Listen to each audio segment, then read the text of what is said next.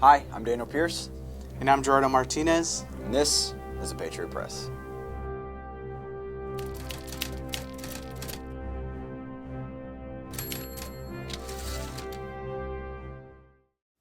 Hello and thank you for joining us for this edition of the Patriot Press. Tonight's top story... Hold on. Why do we do the same thing every time? Well, what would you do differently? Let me show you. Okay.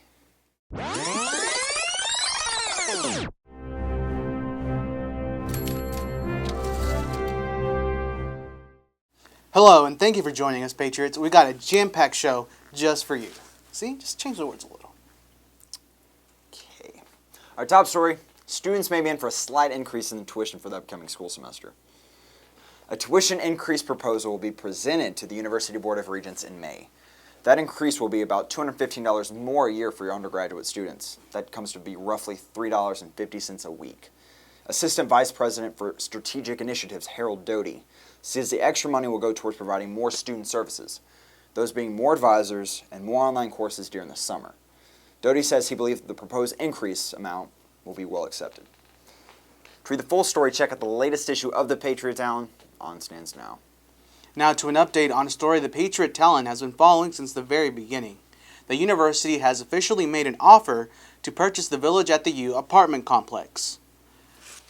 Now the offer comes following a property inspection of the complex late last month, and if you remember, the university has been planning to purchase the complex and turn it into student housing for the university. The plan also consists of many perks for students, including alcohol to be allowed on the premises, which would be a first in school history. Now, university officials will not release any more information on the offer or the progress of the purchase. But once any information is released, we will update you on our website, patriottalon.com. If you've seen any of our recent newscasts or have been staying up to date with the Patriot Talon, then you know one thing this university isn't lacking in: students who do anything and everything for what they love. Just your average young adults who overcome odds to do what they are truly passionate about. And this issue is no different. Imagine going through high school, the years that are supposed to be the best in a young teen's life, not being able to fully enjoy it. That's what freshman basketball player Micaela Gonzalez was faced with. Gonzalez was diagnosed with Hodgkin's lymphoma, a blood cancer, her sophomore year in high school. Now what this disease is a type of blood cancer, and is most commonly found in young adults from 15 through 35. Those who have it deal with swollen lymph nodes, fever, night sweats, unexplained weight loss, and a lack of energy. Gonzalez had to give up playing high school basketball to go through 3 months of chemotherapy. The treatment was a success and put her into remission as well as back on the court. For the past 3 years, that's where Gonzalez has been, and in that time she became a part of the most successful women's basketball team in the university's history.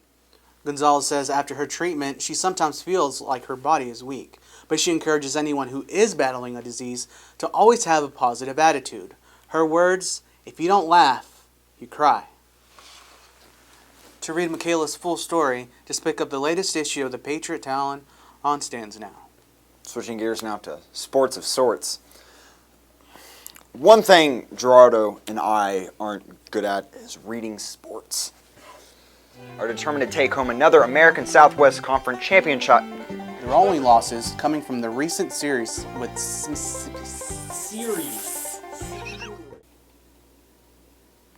But thankfully, this time we don't have to do it. Patriot Press's very first reporter, Brennan Brown, got a chance to get the rundown on all things sports with Patriot Talon sports editor Brian Savins. We go to them now at the university's softball fields. Thanks, guys. Here with me today is Brian Savins, the Patriot Talon sports editor. Brian, what can you tell us about the softball team? Well, this team is currently first in the American Southwest Conference. It's an overall great team, but I think it starts with Coach Reed, their head coach. He's been here for many years, and he's led this team to one of the best starts in school history. Tell us a little about the golf teams. Well, the men just placed second at the John Davis Group UT Dallas Classic on March 24th. The women have finished second in their last 2 tournaments, led by Laura Lindsay, who shot a 68 at the Jekyll Island Intercollegiate. So they're doing pretty well. Thanks, Brian. No problem. Back to you guys. Well, thank you, Brenna, and good luck to all of our Patriot sports teams. And that's it for this edition of the Patriot Press. As always, you can find these stories and more on our website, patriottalon.com, as well as the latest issue of the Patriot Talon on stands now. And be sure to pick up the new copy coming out April 22nd. In that issue, we'll break down the election results from the student government associations. This year, there are 27 open seats in the group, which represents the student body's opinion on campus subjects such as parking, construction, and the use of student tuition and fees. Voting takes place April 16th and 17th, beginning at 8 a.m., and you can cast your ballot at the University Center. Thank you again, and as always, I'm Gerardo Martinez. And I'm Daniel Pierce with the Patriot Press. Broadcasting what matters most.